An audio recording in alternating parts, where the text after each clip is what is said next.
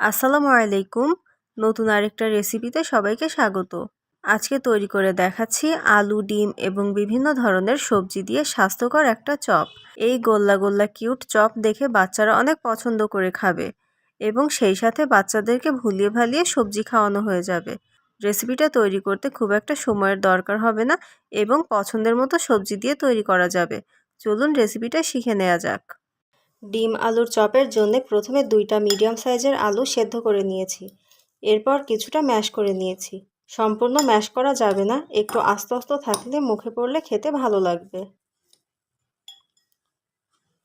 এখানে নিয়েছি একটা সেদ্ধ করা ডিম। ডিমটাকে ছোট ছোট করে কেটে নিয়েছি।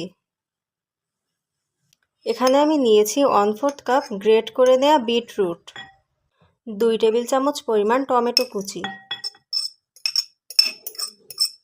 1/4 কাপ পরিমাণ শিম কুচি, 2 টেবিল চামচ পরিমাণ ধনিয়া পাতা কুচি, একটা বড় সাইজের পেঁয়াজ এরকম ছোট করে কুচি করে নিয়েছি, পরিমাণ মতো কাঁচামরিচ কুচি। এখানে আমি 2টার মতো কাঁচামরিচ কুচি দিয়েছি, এটা আপনারা স্বাদ বুঝে দিয়ে দেবেন।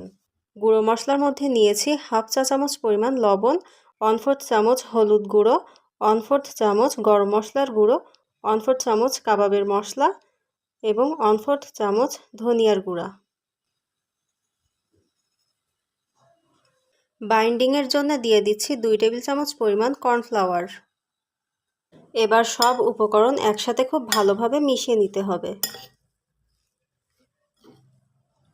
এখানে আপনারা পছন্দ অনুযায়ী যে কোনো সবজি ছোট ছোট কুচি করে দিয়ে দিতে পারেন।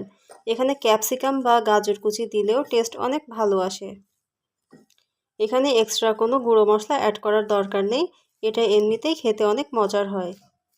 এটা মাখিয়ে নেওয়ার পর দেখতে ঠিক এরকম হয়েছে। এরপর এখান থেকে এরকম গোল গোল করে শেপ করে নিচ্ছি। চাইলে কাবাবের শেপ বা লম্বাটে শেপ যে কোনো টাইপের তৈরি করতে পারেন। আমি এরকম গোল বলের মতো তৈরি করে তারপর সামান্য চেপে নিচ্ছি।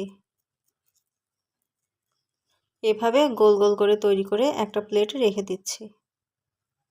বাইরের কোটিংয়ের জন্য লাগছে 1/2 কাপ পরিমাণ বেসন, 1/4 টিস্পুন করে লবণ, মরিচের গুঁড়া এবং হলুদের গুঁড়া।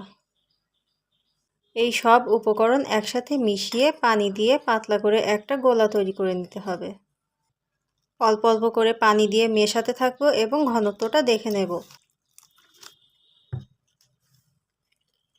বেসনের কনসিস্টেন্সিটা একেবারে পারফেক্ট হয়েছে। এই বেসনে এখন বেগুনি বা যে কোনো চপ ডুবিয়ে তেলে ভাজা যাবে। একটা একটা করে চপগুলো বেসনের মধ্যে দিয়ে দিতে হবে এবং খুব ভালোভাবে বেসনের মধ্যে কোট করে নিতে হবে এবং এক্সেস যে বেসনটা থাকবে সেটা ঝেড়ে ফেলে দিতে হবে। পর্যাপ্ত পরিমাণ তেল গরম করে নিয়েছি, এরপর একটা একটা করে চপগুলো ছেড়ে দিচ্ছি। সবকটা চপ তেলের মধ্যে ছেড়ে দেওয়া হয়ে গিয়েছে। 4 থেকে 5 মিনিট পর পর এগুলোকে উল্টে দিতে হবে।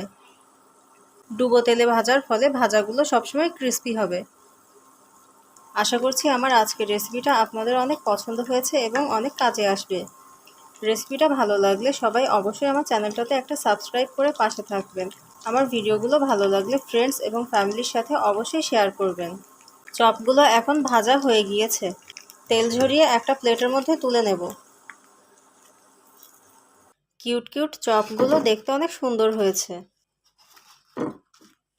একটা চপ একটু ভেঙে দেখিয়ে দিচ্ছি। দেখুন ভেতরে সব কিছু অনেক সুন্দরভাবে কুক হয়েছে এবং দেখতে অনেক ডেলিশিয়াস লাগছে। এটা বাড়ির ছোট থেকে বড় সবাই অনেক পছন্দ করে খাবে। রেসিপিটা অবশ্যই ট্রাই করবেন এবং কমেন্ট বক্সে জানাবেন কেমন হয়েছে। আজকে এখানেই বিদায় নিচ্ছি। আল্লাহ হাফেজ।